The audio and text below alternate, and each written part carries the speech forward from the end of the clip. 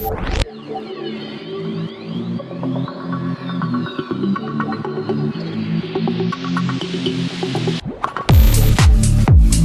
everybody, welcome back to the channel. Thank you so much for once again joining me for tea time. Today we have a little bit of fireside. You know, I love that smokiness of the lap song, so good. It's actually cold down here in Florida. It's like 50 degrees. Don't hate, don't hate. I know you guys are gonna be really cold up north very soon.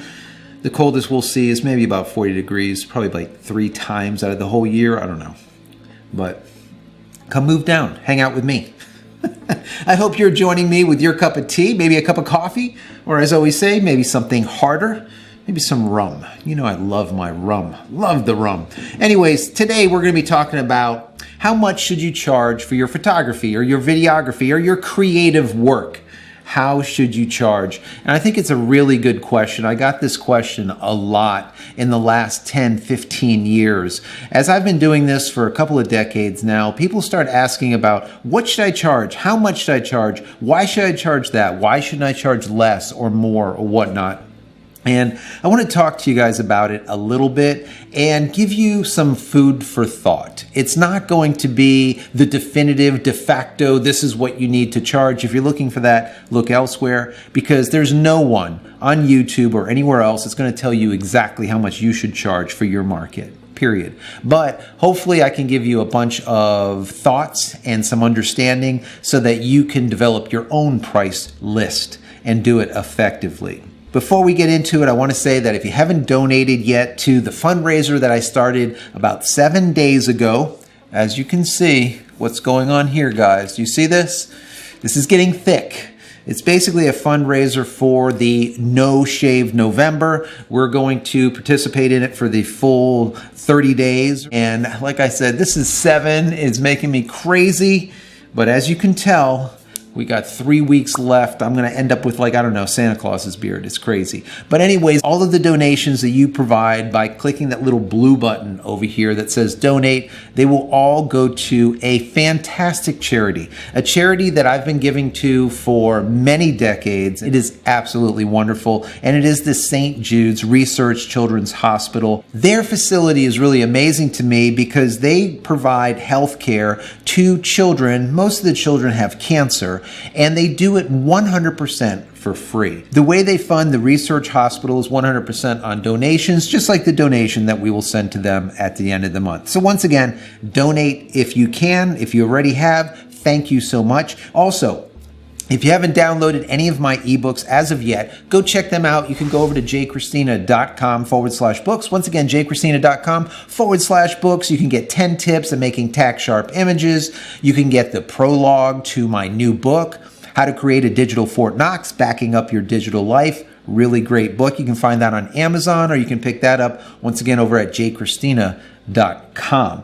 So, how do we charge, or what do we charge, or why do we charge it? Let's get into it a little bit and have this discussion because I think it is a really important one. Now, this information is really not for the beginner or the amateur or the hobbyist. It's more for the part-time photographer or someone is trying to get into part-time photography or videography or wants to become a professional full-time photographer, videographer, or creative. There are many ways to price your photography, videography, or just creative work, your art.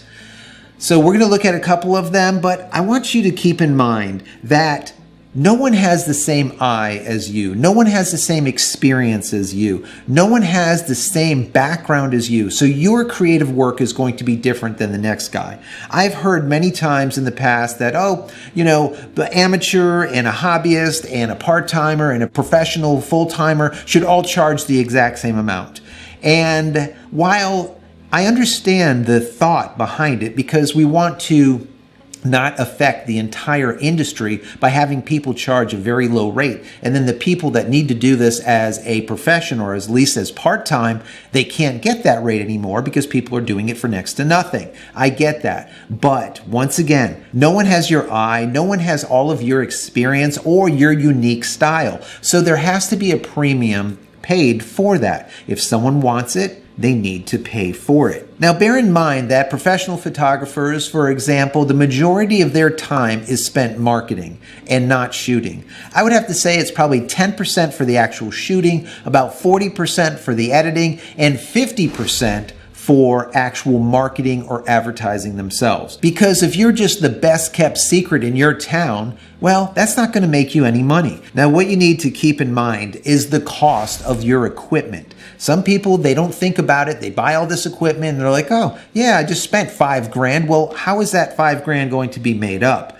Way back in the day when we were shooting film, the major cost was film as well as developing cost. That's it. The cameras were pretty low price. Now cameras are about 10 times as expensive, and a lot of the other tools are also. When we would buy a camera for $400, $500, you would now spend $4,000 or $5,000 for the exact same camera digitally.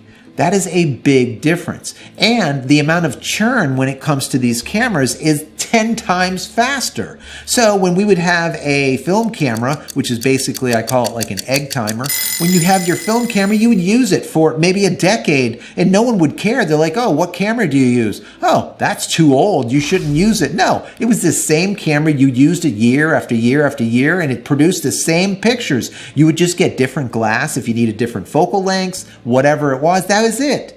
Right? Now you're buying new bodies over and over and over. I always say it. Digital cameras are like toilet paper.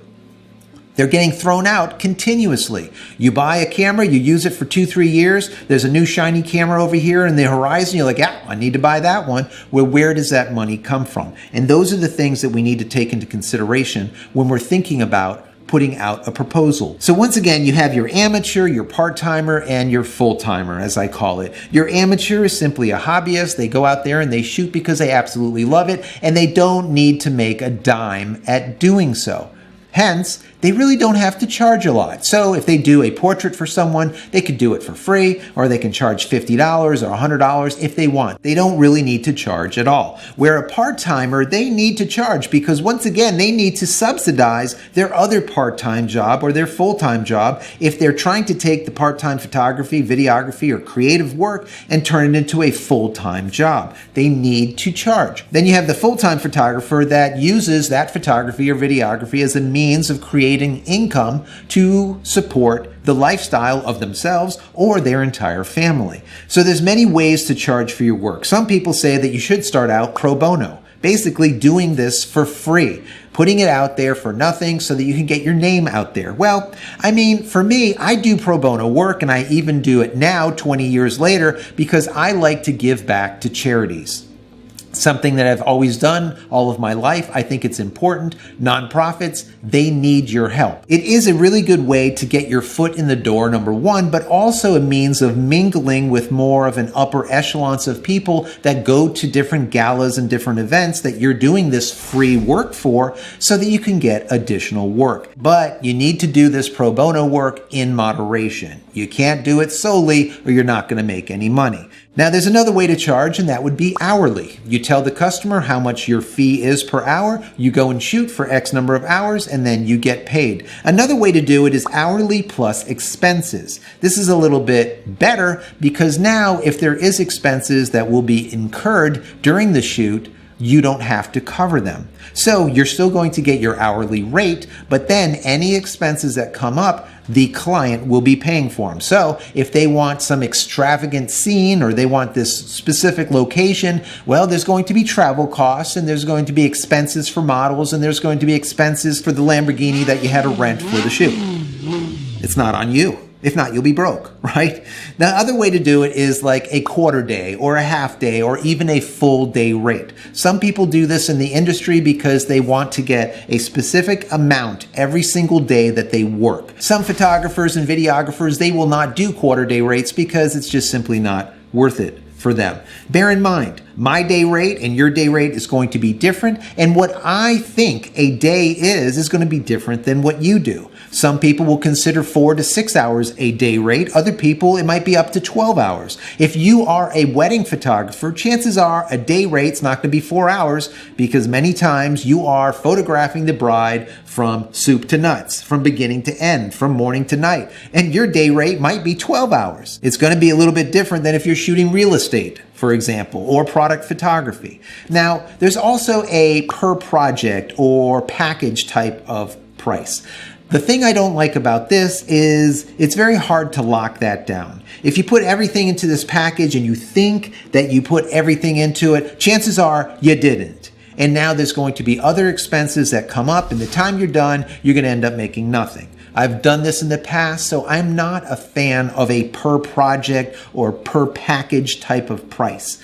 Unless we add expenditures onto it, it's just a hard thing to do. It's hard to lock that down.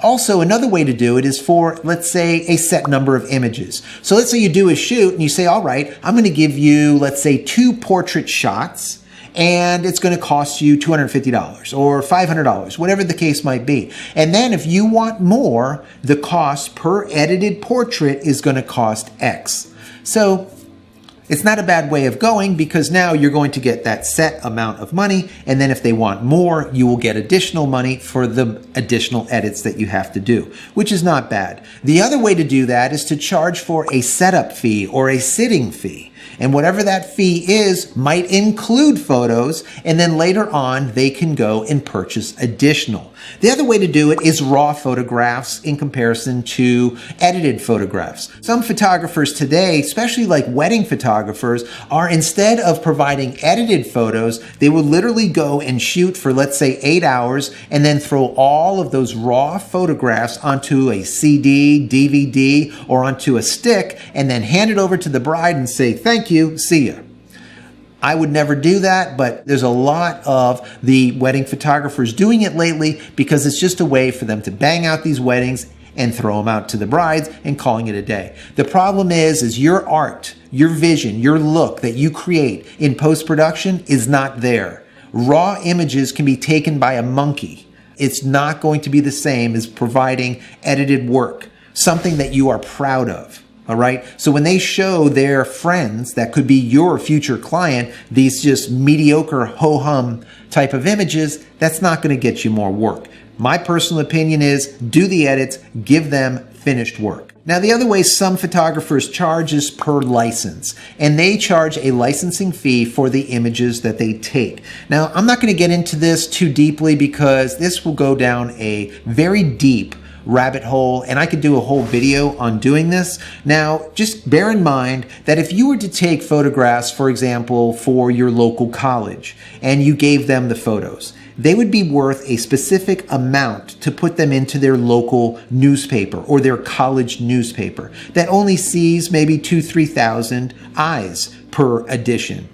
Now, if the same photographer took that same image, but for Sports Illustrated, now we're going to see that image in a magazine that's going to get millions of eyes. So the value of that photograph is going to be much more. Hence, the company will have to pay a lot more for licensing of it. So it depends, once again, what you're doing. Now, there's a lot of other ways to charge for your work, but the things that you need to bear in mind is your base cost or your expenses and your cost that you need to pay yourself. Now, your base costs or your expenses gets into all of your equipment, your rentals, your utilities, your staff costs, and whatnot. That is one part of it. The second part, which a lot of people just forget about, is yourself. Paying yourself. How much do you need to make per hour? How much do you need to make per week? How much do you need to make per month? And a lot of people forget about this. Is your hourly rate $25 an hour, $50 an hour, $250 an hour? What is that rate that will allow you to sustain this business, to be able to provide for your family or provide for yourself? This is very important. And all too often I hear photographers that only look at the base cost, their expenses, and charge based on that. And that is simply the wrong way of doing it. Now, in the end, you need to do your due diligence, because what I'm going to charge in my local market is going to be different than what you charge in your local market. You need to find out what professionals are charging for the exact same work that you want to provide to your local market. Or if you're going to be providing your service, let's say to another state or even another country, you need to research that location to see how much is the normal fair price. And you never want to come in at the low end, and you never want to come in at the high end. Why is that? If you come in at the low end, what happens is the client looks at it and says, well, why in the hell is this guy so cheap? And in their mind, the first thing that's going to pop into their head is they're just not that good. That happens all the time. The other side of the coin is you're too expensive. And when people look at all of the prices, they see that one price that's so damn expensive, they're like, I can't afford that. I need something in the middle to high. And that is exactly where you need to be. Unless you're offering something that no one else is offering in your demographic, in your location, then you need to be right around that spot. That is your sweet spot. Find out, once again, do your due diligence. What I can charge for a professional portrait, a commercial portrait here in Florida is going to be less than what you can charge, let's say, in New York City. That's just the way it is. So know your demographics, know where you are, know what other people are charging for the exact same work in your area or the area where you're going to be doing that work. Now, on a side note, I've gotten comments from other photographers in the past that say, I'm not making what I once was. And what they think that they need to do is lower their price. And a lot of them will. They'll lower their price and they'll get more work. But what happens is they are making more work for themselves for less money. Now, what I've told a lot of them to do, and you can try this yourself, is raise your price 10%, 20%, even 50%. I've had many, many other success stories that have come in that says, you know what, I've tried this and it works. I've raised my price 50% and now I'm getting more work than I ever have. Once again, it goes back to perceived value.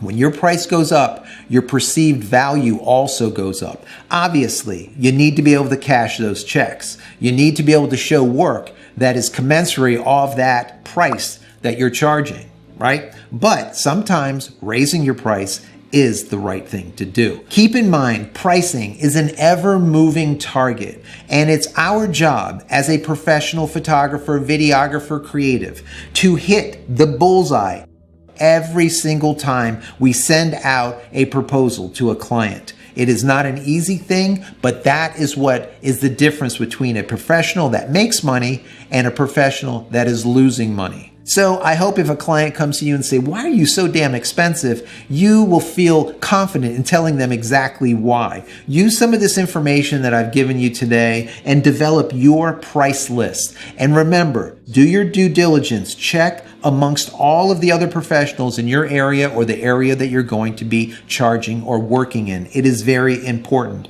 And I would also say to do this every 90 days.